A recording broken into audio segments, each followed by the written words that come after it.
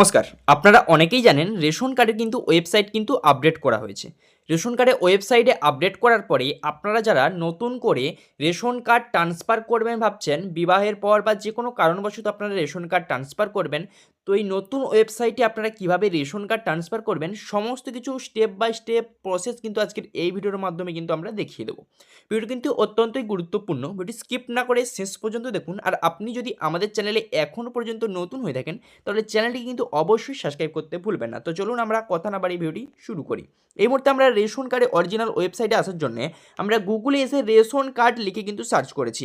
এই ration card লিখে search করার পরে একটু স্ক্রল করে নিচের দিকে আসলে প্রথমেই যে লিঙ্কটি শো হবে ব্লু কালারে দেখতে পেয়ে যাবেন, ফুড ডিপার্টমেন্টের রেশন কার্ডের যে অরিজিনাল ওয়েবসাইট, এই ওয়েবসাইটে কিন্তু আপনাদের কিন্তু ক্লিক করে দেবেন। রেশন কার্ড যে অপশন লেখা আছে এখানে ক্লিক করে দেওয়ার পরে স্ক্রল করে একবার নিচের দিকে চলে আসবেন। আসার পরে দেখতে পাবেন 3 ডট আছে আপনার। 3 ডটের একেবারে নিচে রয়েছে সিটিজেন হোম। এই সিটিজেন হোমে কিন্তু আপনাদের কিন্তু ক্লিক করতে হবে। এই সিটিজেন হোমে ক্লিক করার পরে পুনরায় স্ক্রল করে আপনারা একদমই নিচের দিকে চলে আসবেন। 3টি অপশন কিন্তু আপনারা পেয়ে যাবেন। রেশন কার্ড সম্পর্কিত কর্নার, অনুসন্ধান এবং অভিযোগ। যেহেতু আমরা রেশন কার্ডের কাজ করব তাই আমরা রেশন কার্ড সম্পর্কিত কর্নারে প্রথম অপশানে কিন্তু আমরা ক্লিক করে দেবো। এই প্রথম অপশানে ক্লিক করে দেওয়ার পরে পুনরায় কিন্তু স্ক্রল করে নিচের দিকে চলে আসবেন। এখানে রয়েছে রেশন কার্ডের মাধ্যমে স্বপরিষেবা এবং অফিস অনুমোদন পরিষেবা। আমরা কিন্তু অফিস অনুমোদন পরিষেবাতে ক্লিক করে দেবো দ্বিতীয় অপশানে। এখানে ক্লিক করে দেওয়ার পরে পুনরায় স্ক্রল করে নিচের দিকে চলে আসবেন। অনলাইন আবেদন করুন এবং অফলাইন ফর্ম ডাউনলোড করে কিন্তু অফিসে জমা দিন। তো আমরা প্রথমে অনলাইন আবেদন করবো তাই প্রথম অপশানে কিন্তু আমরা ক্লিক করে দেবো।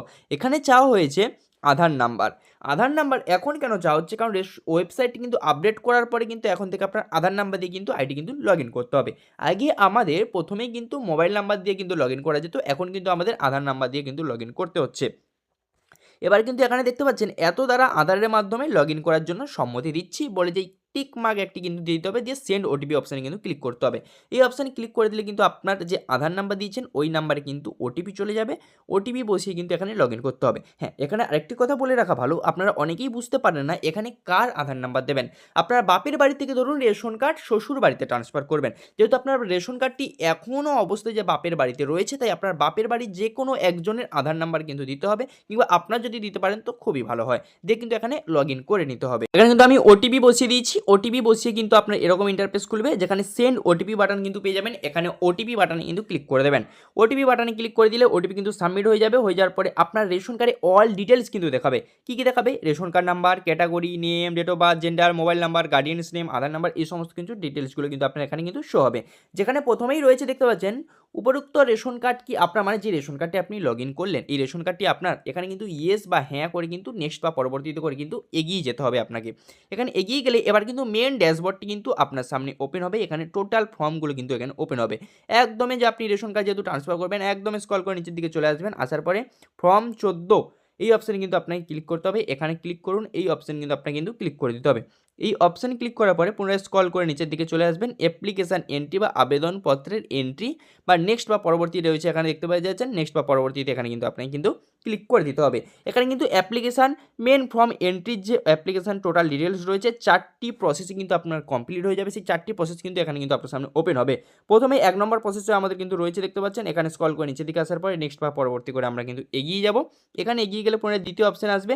আসার পরে এখানে বলা হয়েছে কোন ব্যক্তিকে আপনি এখান থেকে রেশন কার্ডে চুজ করতে হবে। তো আপনার ফ্যামিলিতে ধরুন 4 জন 5 জন আছে, তার মধ্যে আপনি যাকে হোক একজনকে তো আপনি এখান থেকে ট্রান্সফার করবেন, সেই ব্যক্তিটাকে কিন্তু এখানে কিন্তু আপনার সিলেক্ট করতে হবে। ধরুন আমি একজনকে সিলেক্ট করে নিচ্ছি, এখানে সিলেক্ট করে নিলাম। এখানে ধরুন এক ব্যক্তিকে আমি দ্বিতীয় ব্যক্তিকে সিলেক্ট করে নিলাম, নিয়ে স্ক্রল করে নিচের দিকে আসবেন।